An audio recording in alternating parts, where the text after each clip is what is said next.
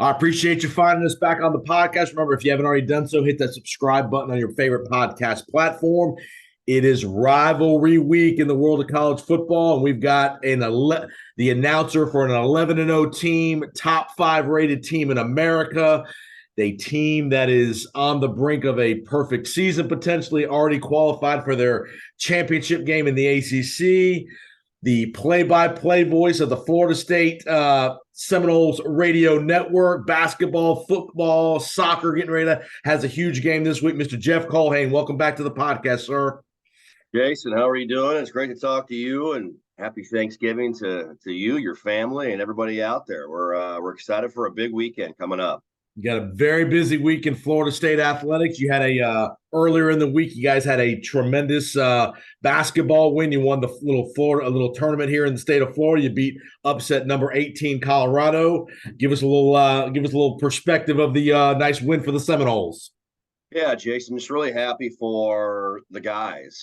As you know, and anybody that's played, when you go through tough times, it affects you mentally more than it does physically. And so you're trying to recapture that winning culture under Leonard Hamilton. And I can tell you, these guys wanted this really badly. And coming off the Florida game last Friday where it did not go well, I was very interested to see how this team would respond. You hear Mike Norvell talk about response all the time with this football team. Well, Leonard Hamilton's basketball team responded in a big-time way, like the Coach Ham teams that we've grown accustomed to before the last couple of years, which I know have been tough. So still not 100% healthy, still trying to get all their guys at their disposal. And Cameron Corrin, talented sophomore big man, got hurt in the game as well and was not available. So shorthanded, and got it done against a really good Colorado team that Tad Boyle, their head coach, feels like is his most talented he's ever had in his 14 seasons in Boulder. So really happy for those guys to taste some success. Now let's bottle that up and keep it rolling moving forward. If they can do that and play the way they did the last couple of days, it's always the challenge in a long season. This is a team that's going to give some people some problems. And on another front in athletics, got a huge showdown on Friday for the women's soccer team. Quarterfinal matchup in the NCAA tournament. Home game. If they win, they go to the Final Four of women's soccer, who I know Florida State the last numerous years has been a perennial power in women's soccer. Give a little update on the soccer program. Well, it's a special group, and these gals are on a mission. I tell you, you talk about winning ways, and I know we talk a ton of football, and rightly so, but man, Florida State soccer is elite. And Brian Penske in his 2 years here has, continued the high level of success and expectations. And this has been the number one team in the country for over half the season now. And they destroyed a Texas squad 5-0 on Sunday night. They have a big challenge. Pitt coming in. Pitt is the team I think that really pushed Florida State the most at home this year. And so that was a 3-2 win in ACC play. This will be a great match. I'm excited for these young women. They are tremendous at what they do. Joe Echegini is a star. I think you'll see her playing on a professional stage at a high level. And Jordan Dudley, as a true freshman, she just looks different than everybody else does. So there's a lot of great players. I've only named two. Christina Roque, great in goal. All the best to Brian Penske as they take on Pitt Friday for a chance at the College Cup. Give the audience a little perspective of what Florida State and the athletic department does in general. This time of the year, you got women's basketball, men's basketball, women's soccer, football, a bunch of different teams where those kids can't go home for the holidays. They're having to stay in Tallahassee, be around their team. They got business to take care of. Talk about what some of the things that some of the different coaches in the athletic department in general does to take care of these guys and ladies during these holiday periods when it's sometimes tough emotionally not to be around your family. There's no 9 to 5 hours, Jason. You know how it goes, and anybody that's been in athletics this time of year knows how it goes. It's the crossover month. You kiss your wife and kids, and you say, "Honey, I'll see you in middle of December." Probably is the time when it might slow down a little bit for you. So you have a lot of things happening at once. I want to mention Florida State volleyball. Chris Poole and company will play for a chance at a share of an ACC championship Saturday afternoon at home against the Notre Dame. So They've had an unbelievable year on a top 25 team. They've been tremendous. So a lot of great success. The brand is very strong. Great leadership at the top with Michael Alford and his entire administrative team. You got a great crew there, and it trickles down from the administration into marketing and sports info, facilities. A lot of people are working a lot of hours. Seminole production, Seminole sports properties, and of course the teams and coaches. So truly a team effort, and you try and work in the same direction to move things down the right path. All right, let's get to the main event here. Saturday night in Gainesville at the Swamp. We'll do a little recap of obviously the terrible events with Jordan Travis in the North Alabama game. Just give the audience that maybe obviously people that weren't in the building just what the thought was, the moment. Obviously, you guys, I was listening to the broadcast, and once bar none saw the replay, we all knew what it was, that it wasn't good. Just talk about the silence that went over that stadium when everybody kind of knew what it was. Yeah, Jason, it was tragic. I'm not trying to be dramatic. It really was. It was a tragedy, and it's not how that story was supposed to end for Jordan Travis. I can understand, even if, some guys may not be the best guys, right, that play, especially, football, and there's emotion and testosterone, and some guys are bad guys. Like, you have to have some of those guys.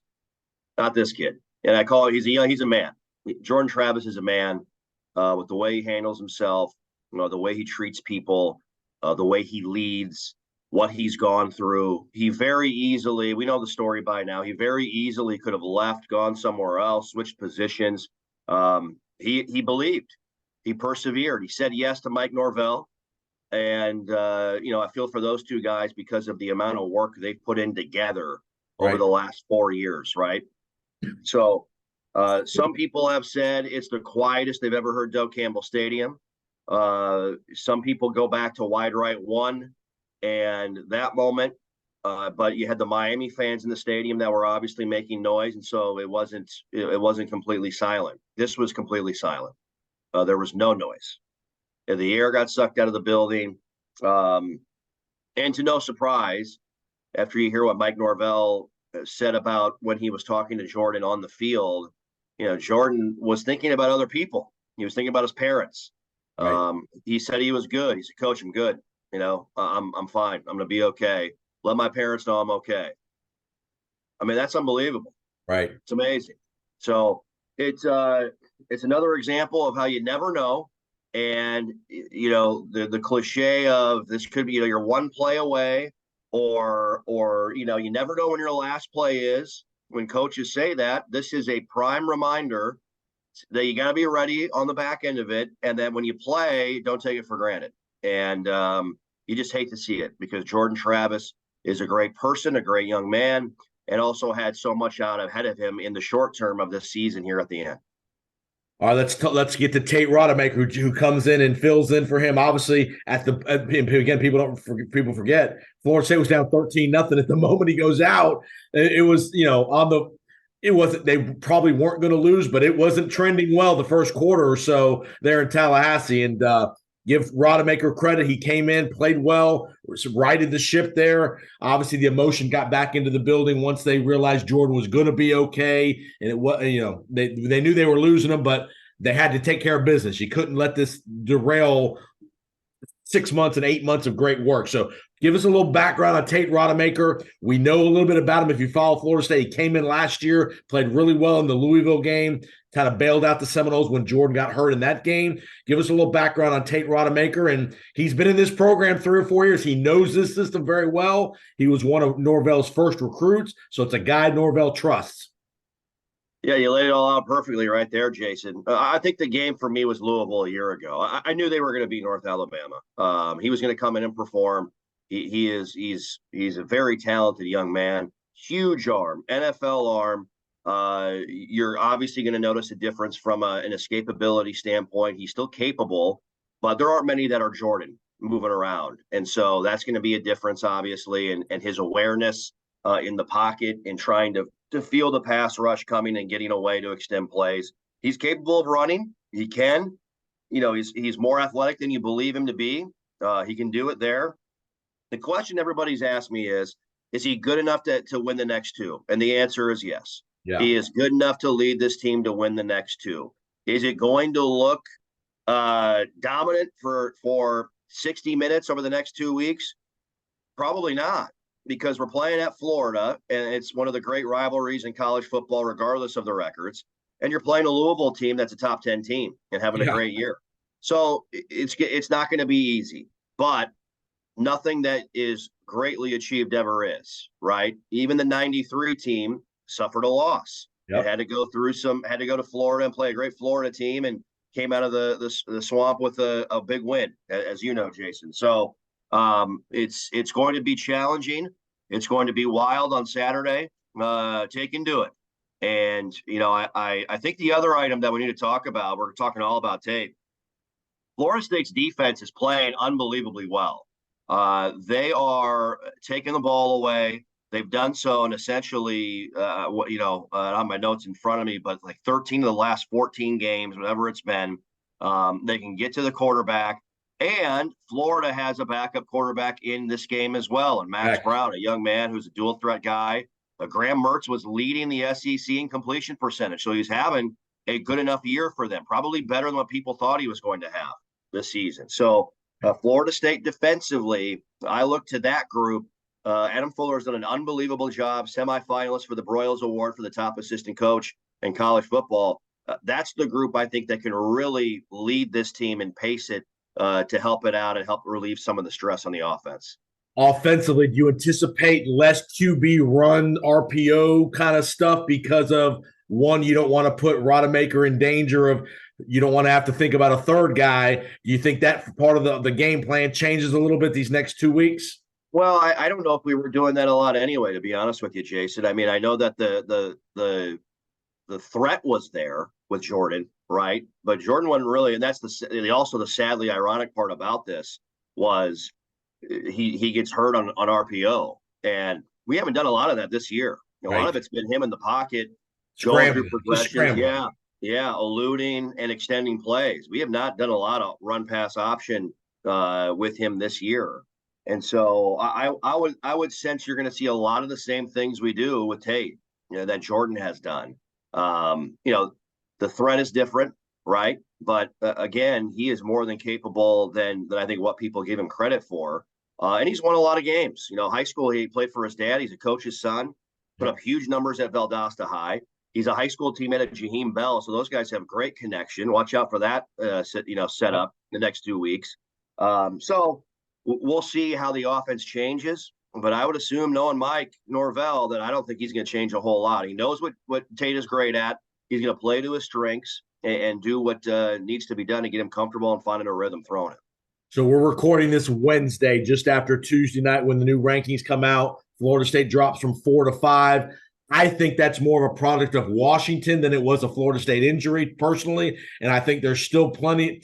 I think if Florida State wins the next two, they're in no matter what happens. I don't think they're going to keep out a 13-0 ACC champion Florida State brand out of the playoff. That's just me personally. And I think they've got enough good wins on the resume to justify that.